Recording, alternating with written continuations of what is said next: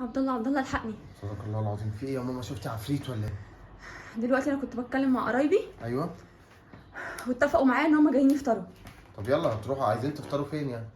نفطر فين ايه؟ هم جايين هنا يفطروا معانا هنا في البيت. فين؟ هنا فين؟ هنا انهي فين؟ هنا انت خرصيت ولا ايه؟ بقول لك هيجوا يفطروا معانا هنا في البيت. الساعه كام؟ الساعه 3.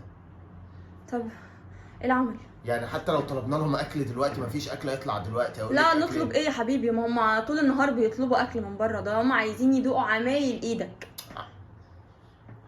يا بنتي انا لسه سايب المصحف يعني ما لحقتش الثواب يثبت. عبد الله اتصرف يا عبد الله، اتصرف شكلي قدام أعمل إيه؟ اهلي، شكلي قدام اهلي هيبقى وحش. قوم اتشقلب في الثلاجه كده وشوف ايه اللي ينفع يطلع يتعمل. يلا يلا بسرعه، يلا قدامنا 3 ساعات بالعدد. يعني 3 ساعات، يلا يلا.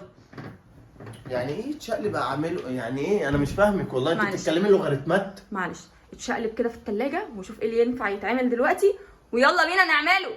يلا بينا. أنا مش عارف هما جايين للشيف بوريك ولا ايه يعني؟ معلش لا الشيف شربين. يلا بقى.